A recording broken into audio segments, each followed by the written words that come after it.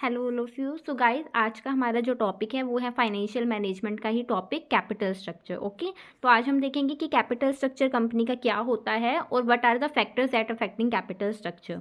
तो हम शुरू करते हैं, what is the meaning of capital structure से। तो capital structure refers to the proportion of डेब्ट that is borrowed fund and equity that is owners fund use for financing the operation of business. Business को चलाने के लिए हमने कितना debentures का इशू करा है और कहाँ इक्विटी का इशू करा है। ठीक है, कि कितना हमने डिबेंचर से पैसा लिया है और कितना हमने इक्विटी से पैसा लिया है। ये क्या होता है हमारा कैपिटल स्ट्रक्चर। देखिए, दो टर्म्स होती हैं, एक होती है फाइनेंशियल स्ट्रक्चर, एक होता है कैपिटल स्ट्रक्चर। फाइनेंशियल स्ट्रक्चर में हम देखते हैं दोनों चीज़ों से पैसा, कि हमने short term source of finance से कितना लिया है और long term source of finance से कितना लिया है। पर कैपिटल स्ट्रक्चर में हम सिर्फ देखेंगे कि हमने long term source of finance से पैसा कितना लिया है, और दोनों ही डिबेंचर्स भी और इक्विटी भी, दोनों ही हमारे long term source of finance की ही टर्म्स हैं। ओके, कि हमने long term source of finance से कितना पैसा लिया है, उसको प्रोपोर्शन में बताना है, परसेंटेज में बताना है। ओके, ठीक है, एग्जाम्पल देकर मैं आपको ये चीज़ क्लियर करती हूँ। लाइक देखिए कि मैंने मान लीजिए 50% लिया है अपने रिटेन्ड अर्निंग से। ठीक है, 50%। उसके अलावा मैंने लिया है 30% लिया है बोरोड फंड से, 20% मैंने लिया है अपनी इक्विटी से। तो ये मेरा क्या है, ये कैपिटल स्ट्रक्चर है कि डिफरेंट टाइप्स ऑफ सिक्योरिटी से मैंने कितना कितना प्रोपोर्शन, कितना कितना परसेंटेज अमाउंट इशू करा है। ओके, इसके बाद है what are the factors that affecting capital structure. तो देखिए, फैक्टर्स में हमारा क्या आएगा, इसको लर्न कैसे करना है वो मैं आपको नेक्स्ट स्लाइड्स में बताऊंगी। अभी हम इस स्लाइड्स में अपनी पहले एक्सप्लेनेशन देखेंगे, इसका पॉइंट्स को आपने लिखना कैसे है, क्या लिखना है इनके अंदर, पॉइंट्स के अंदर। फर्स्ट है हमारा कैश फ्लो पोजीशन, जो आपका कॉमन पॉइंट है, आपने इन्वेस्टमेंट डिसीजन में भी पढ़ा है, आपने डिविडेंड डिसीजन के टाइम पर भी पढ़ा है और आपने फाइनेंसिंग डिसीजन में भी पढ़ा है। इसी तरीके से कैपिटल स्ट्रक्चर भी जब आप अपनी कंपनी का बनाओगे तो आपको कैश फ्लो पोजीशन को क्या रखकर चलना है, अपने माइंड में ध्यान में रखते हुए चलना है कि क्या अगर कंपनी का कैश फ्लो पोजीशन अच्छा है, कंपनी के पास इनफ कैश है, तो हम डिबेंचर्स को इशू कर सकते हैं क्योंकि हम इंटरेस्ट पेमेंट कर पाएंगे। अदरवाइज हमें क्या करने पड़ेंगे, इक्विटी के पास, मतलब इक्विटी से पैसा लेना होगा। सेकंड है हमारा रिस्क कंसिडरेशन। रिस्क कंसिडरेशन देखो, हमारे पास दो टाइप के रिस्क होते हैं, एक होता है बिजनेस रिस्क, एक होता है फाइनेंशियल रिस्क। बिजनेस रिस्क हमारा होता है जब कंपनी अपनी वेजेस, ठीक है, जो नॉर्मल खर्चे हैं कंपनी के, वेजेस, इंश्योरेंस प्रीमियम, रेंट, वो पे नहीं कर पा रही है, तो यानी बिजनेस रिस्क हाई है। जिस टाइम पर हमारा बिजनेस रिस्क हाई होगा उस टाइम पर हमारे डिबेंचर्स कम इशू करने होंगे, और जिस टाइम पर बिजनेस रिस्क लो होगा, यानी हम ये सारी चीज़ों की पेमेंट अपने एक्सपेंसेस अच्छे से कवर कर पा रहे हैं, तो हम उस टाइम पर डेब्ट को इशू कर सकते हैं। ओके, समझिए। लाइक दोबारा बताती हूँ, अगर हमारा बिजनेस रिस्क लो है, ठीक है, तो हम डिबेंचर्स को ज़्यादा क्या कर सकते हैं, इशू कर सकते हैं। और अगर हमारा बिजनेस रिस्क क्या है, हाई है, अगर हमारा बिजनेस रिस्क हाई है तो हम डिबेंचर्स को कैसे इशू करेंगे, कम इशू करेंगे, यानी कम रखेंगे डिबेंचर्स की क्वांटिटी। ओके, डिबेंचर्स का अमाउंट। ये इसलिए है क्योंकि अगर हम बिजनेस पूरा कर पा रहे हैं, अपने डेली एक्सपेंसेस निकाल पा रहे हैं, तो फिर हमारे पास यानी इनफ कैश है, तो हम डिबेंचर्स का इशू कर सकते हैं, हम इंटरेस्ट पेमेंट कर पाएंगे। और अगर बिजनेस रिस्क की बहुत हाई है, कंपनी अपने एक्सपेंसेस ही पूरे नहीं कर पा रहे हैं, तो ऐसे केस में डिबेंचर्स का इशू कंपनी नहीं कर सकती है। ओके, तो यानी क्या चल रहे हैं, दोनों अपोजिट में। ये हाई तो फिर डेप्ट कम, और डेप्ट अगर बिजनेस रिस्क अगर हाई है तो डेप्ट क्या हो जाएंगे हमारे कम, बिजनेस रिस्क अगर लो है तो डेप्ट क्या हो जाएंगे, हाई। ओके, थर्ड है हमारा interest coverage ratio. Interest coverage ratio है ईबीआईटी अपॉन में इंटरेस्ट। ईबीआईटी क्या होता है, earning before interest and tax, यानी कि हमने कितना पैसा कमाया है, अर्निंग क्या है कंपनी की। और लाइक देखिए, आपको बताती हूँ मैं, अगर ईबीआईटी मान लो कंपनी की 1 लाख है, ओके, और इंटरेस्ट हमारे को 100 रुपीज़ की पेमेंट करनी है, तो हम कितने टाइम्स इंटरेस्ट की पेमेंट कर पाएंगे। तो जितनी हाई ये रेशो होएगी उतना कंपनी के लिए क्या है, जितनी हाई ये सिचुएशन उतना कंपनी डेप्ट का यूज़ ज़्यादा कर सकती है। ओके, हाई डेप्ट का यूज़ कर सकती है। देखिए, यानी ये आया 1000 टाइम्स। ठीक है, अगर हम 1 लाख रुपए कमा रहे हैं और हमारी इंटरेस्ट पेमेंट सिर्फ 100 ही है, तो यानी हम 1000 टाइम्स उस चीज़ को क्या कर सकते हैं, कवर कर सकते हैं। तो जितनी ज़्यादा इंटरेस्ट कवरेज रेशो हाई आएगी उतना ज़्यादा हम डिबेंचर्स का अमाउंट बढ़ा सकते हैं। ओके, डेप्ट इशू कर सकते हैं। तो ईबीआईटी अपॉन में इंटरेस्ट हमें क्या बताता है, इंटरेस्ट कवरेज रेशो, ये जितनी हाई आएगी यानी उतनी कंपनी जो है फाइनेंशियली साउंड है। ओके, नेक्स्ट है डेप्ट सर्विस कवरेज रेशो।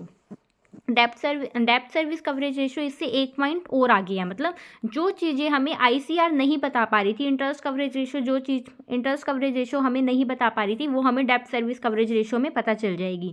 देखिए इंटरेस्ट कवरेज रेशियो में हमने सिर्फ इंटरेस्ट की पेमेंट का देखा कि हम कितने टाइम्स अपने इंटरेस्ट को पेमेंट कर सकते हैं, पर यहाँ पर हम क्या देखेंगे, यहाँ हम देखेंगे हमें जो डिविडेंड की, देखिए प्रेफरेंस डिविडेंड को भी हमें डिविडेंड पेमेंट करनी होती है ना, तो यहाँ पर हम सारी चीज़ें लेकर चलेंगे जो भी हमारी रीपेमेंट ऑब्लिगेशन कंपनी के ऊपर है। ठीक है, तो यहाँ पर हम लेंगे प्रॉफिट आफ्टर टैक्स।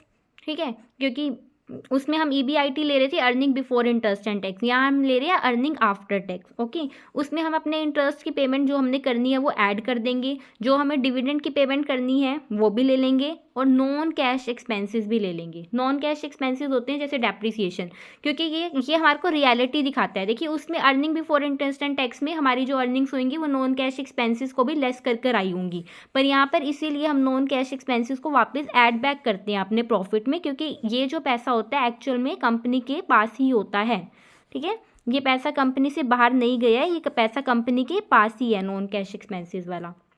तो इसमें हम रियल जो प्रैक्टिकली जैसी चीज़ें चलती है ना, हम वो लेकर चलते हैं।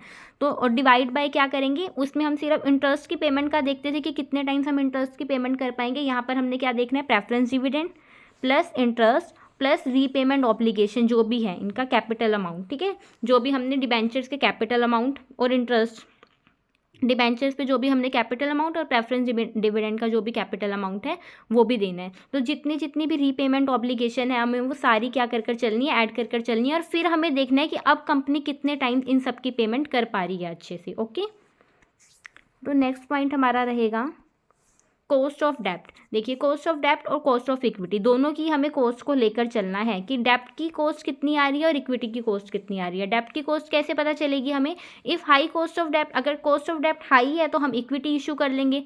ठीक है, और कॉस्ट ऑफ इक्विटी क्या होती है, कॉस्ट ऑफ इक्विटी होती है कि हमारे जो इक्विटी शेयर होल्डर्स हैं वो कंपनी से कितना रिटर्न एक्सपेक्ट कर रहे हैं, क्योंकि देखिए इक्विटी वाले रिस्क उठाते हैं, तो अगर वो रिस्क ज़्यादा उठा रहे हैं तो वो कंपनी से रिटर्न हाई एक्सपेक्ट कर रहे हैं। ठीक है, तो कॉस्ट ऑफ इक्विटी है, it means expected rate of return, कि हमारे जो शेयर होल्डर हैं वो कितना रेट ऑफ रिटर्न कंपनी से चाह रहे हैं, कितना एक्सपेक्ट कर रहे हैं हम लोगों से। नेक्स्ट हमें देखनी है cost, flotation cost. Flotation cost होती है जब हम इश्यूज़ करते हैं ना अपनी सिक्योरिटीज़, उसमें जो हमारा पैसा लग रहा है, लाइक एडवर्टाइजमेंट का खर्चा आ रहा है, प्रोस्पेक्टस इशू करने का खर्चा आ रहा है। ठीक है, तो ये ब्रोकरेज का खर्चा आ रहा है, कमीशन देनी पड़ रही है। ठीक है, तो ये सारे खर्चे हैं हमारे फ्लोटेशन कॉस्ट। ये सारे क्या खर्चे हैं, फ्लोटेशन कॉस्ट। तो जितनी ज़्यादा फ्लोटेशन कॉस्ट हाई आएगी ना, उतना ज़्यादा वो सिक्योरिटी जो है लेस अट्रैक्टिव हो जाएगी। लोअर द कॉस्ट, और अगर कॉस्ट लो आएगी तो उतनी अट्रैक्टिव वो हमारा सोर्स ऑफ फाइनेंस बन जाएगा। कंट्रोल, अगर हम चाह रहे हैं कि सारा का सारा कंट्रोल पुराने शेयर होल्डर्स के पास ही रहे, हमें डाइल्यूट नहीं करना अपना कंट्रोल, तो हम डिबेंचर्स इशू करेंगे। और अगर हम चाह रहे हैं कि अगर कंट्रोल डाइल्यूट हो भी गया तो हमें कोई फ़र्क नहीं पड़ रहा, तो हम इक्विटी इशू कर सकते हैं। फ्लेक्सिबिलिटी यहाँ पर कहते हैं, क्योंकि देखिए फ्यूचर क्या है, फ्यूचर जो है हमारा वो अनसर्टेन है। ठीक है, फ्यूचर हमारा क्या है, अनसर्टेन। हाँ, तो उसके लिए हमें क्या करना है, अपने फ्यूचर में भी अगर हमारे को पैसों की नीड पड़ती है तो हम क्या करें, अपना एक पहले से ही फ्लेक्सिबल बनाकर चले अपने कैपिटल स्ट्रक्चर को, हम बाद में भी बोरो कर सके फंड अपने कैपिटल स्ट्रक्चर को। मतलब ऐसा ना हो कि आपने जितना फंड जहाँ जहाँ से बोरो कर सकते थे आपने कर लिया एट ए टाइम, क्योंकि फ्यूचर अनसर्टेन है, आपको कोई लॉस हो गया या फाइनेंस की नीड पड़ गई तो अब आपके पास कोई सोर्स ऑफ फाइनेंस है ही नहीं जहाँ से आप पैसा ले सको। तो आपको क्या मेंटेन करना है, फ्लेक्सिबिलिटी मेंटेन करके चलनी है। It must maintain some borrowing power, ताकि हम फ्यूचर में भी कुछ पैसा ले सकें जब हमें नीड हो फाइनेंस की। फॉर अनफोर्सिन सर्कमस्टांसिस, अगर कोई भी सर्कमस्टांसिस ऐसे हो जाते हैं जहाँ हमें फाइनेंस की नीड हो तो हम उस टाइम पर भी बोरो कर सके। तो इस चीज़ को आपने पहले से ही मेंटेन कर चलना है, फ्लेक्सिबिलिटी को। ओके, नेक्स्ट पॉइंट हमारा है फ्लेक्सिबिलिटी हो गया हमारा। नेक्स्ट है हमारा रेगुलेटरी फ्रेमवर्क। तो हमें सारा काम रेगुलेटरी फ्रेमवर्क के विद इन करना है। उनके जो भी प्रोविजंस हैं कंपनीज एक्ट के, सेबी के, ये सारे हमें क्या कर चलने हैं, फॉलो कर चलने हैं। बैंक्स के, फाइनेंशियल इंस्टीट्यूशंस के, सबके rules and condition, terms and condition, rules, provision सब कुछ फॉलो कर चलना है, इन्हें हमें वायलेट नहीं करना है। नेक्स्ट पॉइंट हमारा आएगा स्टॉक मार्केट की कंडीशन। अगर पीरियड बूम पीरियड है यानी बुलिश फेज है, तो यानी हमारे जो शेयर्स के प्राइस हैं वो हाई हो रहे हैं, तो हम उस टाइम पर इक्विटी इशू कर सकते हैं। और अगर डिप्रेशन का टाइम चल रहा है, बेयरिश फेज चल रहा है, तो हमें अपने डिबेंचर्स को क्या रखना चाहिए, लो रखना चाहिए। ठीक है, सॉरी, उस टाइम पर हमें अपनी इक्विटी को कम रखना चाहिए। देखिए अगर बूम पीरियड है तो हम इक्विटी को क्या करेंगे, इशू करेंगे, हम अपनी इक्विटी को ज़्यादा इशू कर सकते हैं। और डिप्रेशन के टाइम पर हम डेप्ट का यूज़ करेंगे क्योंकि इस टाइम पर मार्केट वैल्यू कम है, तो हमें अपनी इक्विटी को कम रखना है। लास्ट 12th पॉइंट है return on investment. Return on investment निकालते कैसे हैं, पहले ये देखिए, earning before interest and tax divide by में टोटल कैपिटल एम्प्लॉयड। मतलब लाइक अगर मैंने 10 लाख रुपए लगाए हैं टोटल कैपिटल, तो उससे मैं कितने रुपए कमा रही हूँ, मेरी अर्निंग कितनी आ रही है मेरे टोटल कैपिटल एम्प्लॉय करने पर, तो उसकी मैं क्या निकाल रही हूँ, परसेंटेज निकाल रही हूँ, रिटर्न ऑन इन्वेस्टमेंट निकाल रही हूँ। तो इनटू क्या हो जाएगा, 100 हो जाएगा। जैसे हम स्कूल में परसेंटेज निकालते थे ना, मार्क्स ऑफ अपॉन में टोटल मार्क्स, यहाँ पर यही है कि EBIT हमारी अर्निंग्स कितनी है डिवाइड बाय में टोटल कैपिटल एम्प्लॉयड, मैंने टोटल इन्वेस्टमेंट कितनी करी है, इनटू में 100 हो जाएगा। अगर रिटर्न हमें ज़्यादा मिल रहा है, इतना हमारा रेट नहीं है डेप्ट का, ठीक है, तो फिर रिटर्न देखिए, रिटर्न ज़्यादा मिल रहा है ना, तो हम ज़्यादा डेप्ट का यूज़ कर पाएंगे। ठीक है, किससे कंपेयर करना है आपको रिटर्न को, कॉस्ट ऑफ डेप्ट से। किससे करना है आपको अपने रिटर्न को मेजरमेंट, अपने रेट ऑफ इंटरेस्ट यानी कॉस्ट ऑफ डेप्ट से। अगर आपकी कॉस्ट ऑफ देखिए, कॉस्ट ऑफ डेप्ट अगर आपकी 8% है और आपको रिटर्न 10% का मिल रहा है, ठीक है, तो ये अच्छी चीज़ है ना, तो आप डेप्ट का यूज़ कर सकते हैं क्योंकि आप 8% कॉस्ट से 10% कमा रहे हैं, तो आप मतलब कमा रहे हैं 2% की अर्निंग्स हो रही है आपकी। ठीक है, तो अगर आपका रिटर्न ऑन इन्वेस्टमेंट ज़्यादा है तो आप मोर डेप्ट का यूज़ कर सकती हैं। अब ये स्लाइड है, इसमें मैंने सारे पॉइंट्स लिखी हैं कैपिटल स्ट्रक्चर के, फैक्टर्स अफेक्टिंग कैपिटल स्ट्रक्चर, जो मैं आप सबको पढ़ा चुकी हूँ अभी। तो ये 12 पॉइंट्स हैं, मैं आपको इनको लर्न कैसे करना है ये देखिए। तो देखिए, जो भी हमने पहले पिछले सारे पॉइंट्स पढ़े हैं ना, बिल्कुल वैसे ही लर्न करना है। हमने पढ़ा था, देखा था फाइनेंसिंग डिसीजन के टाइम पर हमें 2 फैक्टर्स ध्यान में रखने पड़ती हैं, कॉस्ट और रिस्क का।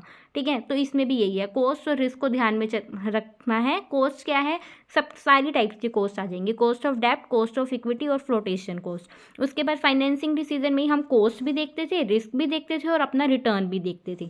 तो यही तीनों, कॉस्ट आ गई, रिस्क आ गई, ठीक है, और रिटर्न आ गया आपका। ओके, रिस्क में भी हम 2 टाइप का रिस्क देखते थे ना, एक फाइनेंशियल रिस्क, एक बिजनेस रिस्क, और साथ में कंट्रोल भी देखेंगे कि अगर हम कंट्रोल अपने पास ही रखना चाह रहे हैं तो हम क्या करेंगे, कंट्रोल को हमने अपने पास ही रखना है तो डेप्ट इशू करेंगे, इक्विटी इशू नहीं करेंगे। और अगर कंट्रोल को डाइल्यूट करना चाह रहे हो तो हम इक्विटी इशू कर सकती हैं। तो ये रिस्क ही एक टाइप का रिस्क टाइप का ही पॉइंट हो गया, मतलब रिस्क भी और कंट्रोल भी। और रिटर्न ऑन इन्वेस्टमेंट 3 चीज़ें देख ली हमने, कॉस्ट देख लिया, रिस्क देख लिया और साथ में रिटर्न देख लिया। अब हम देखेंगे जब हम डिविडेंड डिसीजन लेते थे ना, वो सारे पॉइंट्स आपको रिमाइंड करने हैं और फिर उसी से ही आपके सारे कैपिटल स्ट्रक्चर के पॉइंट लर्न हो जाएंगे। जब हम डिविडेंड डिस्ट्रीब्यूट करते तो हम देखते थे स्टॉक मार्केट की कंडीशन कैसी है, रेगुलेटरी फ्रेमवर्क के विद इन हमने करना है, अपने सेबी की गाइडलाइंस और कंपनीज एक्ट की गाइडलाइंस को फॉलो कर चलना है। तो हमने रेगुलेटरी फ्रेमवर्क भी देखना है और स्टॉक मार्केट की कंडीशन कैसी है वो भी देखना है। कैश फ्लो पोजीशन जो तीनों पॉइंट्स में कॉमन पॉइंट था, ये भी देखना है। इसमें बस 2 पॉइंट नहीं आ जाएंगे कैपिटल स्ट्रक्चर में, एक आ जाएगा हमारा ICR इंटरेस्ट कवरेज रेशियो, एक हो जाएगा DSCR डेप्ट सर्विस कवरेज रेशियो। ठीक है, ये इसमें जो कमियां थी वो हमें आ रही है, ये पूरी करते हैं। तो इन दोनों पॉइंट्स को भी लेकर चलना है। और कैपिटल स्ट्रक्चर कैसा होना चाहिए, फ्लेक्सिबल होना चाहिए। ठीक है, तो इस तरीके से आप लर्न करोगे सारे पॉइंट लाइन बाय लाइन, तो आपको लर्न हो जाएंगे। आई होप आपको ये वीडियो समझ आई होंगी जो भी मैंने समझाया है। Thank you so much.